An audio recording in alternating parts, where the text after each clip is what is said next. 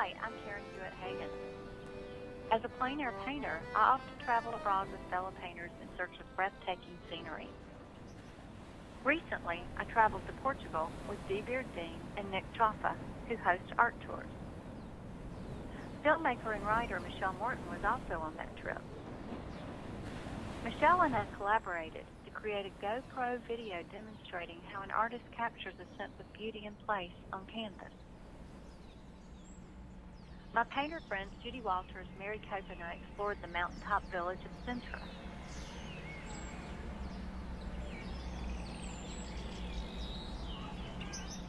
When we found the perfect view, we said, "This is it, let's paint." Setting up my travel easel takes about 5 minutes. Then comes the task of reducing Portugal's stunning scenery onto a small 8x6 canvas. To quickly capture all the beauty before me is a challenge. Here, I offer a peek into my creative process through the magic of video technology. Michelle places a camera-mounted headband on my head to film my point of view as I paint. Rolling. Let me make sure. Yeah. So Blinking. it's going to film her Yep. doing the painting.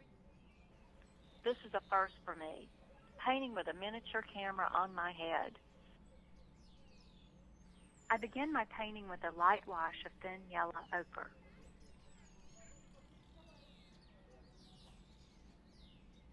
As I finish the wash, I must decide what part of this inspiring scene I want to include in my composition, and more importantly, what part I want to leave out.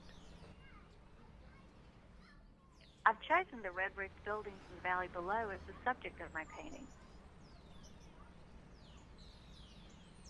I begin by marking my canvas with 4 dots to help me compose my drawing. I continually adjust my drawing lines and study the angle, tonal values, and colors of the scenery, comparing those with what I'm placing on my canvas.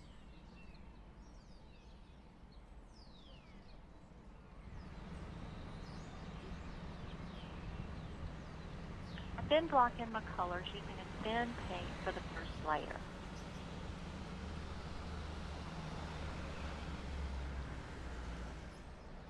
As the painting develops, I use thicker and thicker applications of paint. Painting entirely in one session with wet paint is a technique called alla prima. By wearing a camera on my forehead, you can get a sense of how intensely an artist has to study the subject while constructing the picture. Painting in plein air is a process of constantly checking and rechecking the light and color. The movement of the sun across the sky and in and out of the cloud cover can change the picture dramatically in a short period of time. Every time I glance at the subject, I pick up another detail to add to my canvas. It's simply too much information to grasp by memory. Therefore, you have to keep looking back and forth from your subject to your canvas.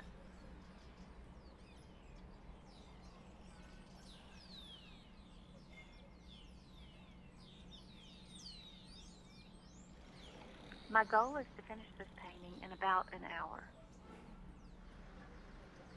The spontaneity of painting in plein air keeps the composition fresh and vibrant.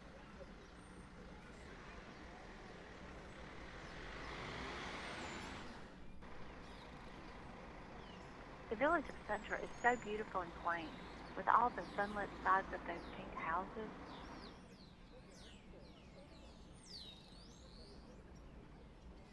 It's so hard to simplify all the eye-popping features, but editing down is very necessary because the details won't all fit on such a small canvas.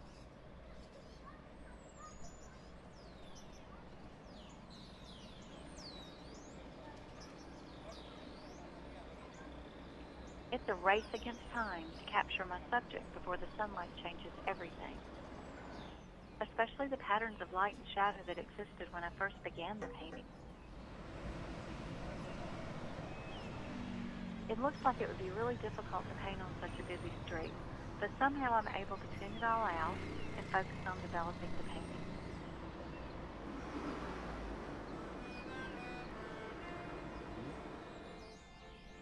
Now you know what plein air painting is all about from a painter's point of view. Join me on my next plein air painting workshop at San Giovanni di Asso, Tuscany, June 20th through 27th, 2015. See my website for details. Hope to see you there.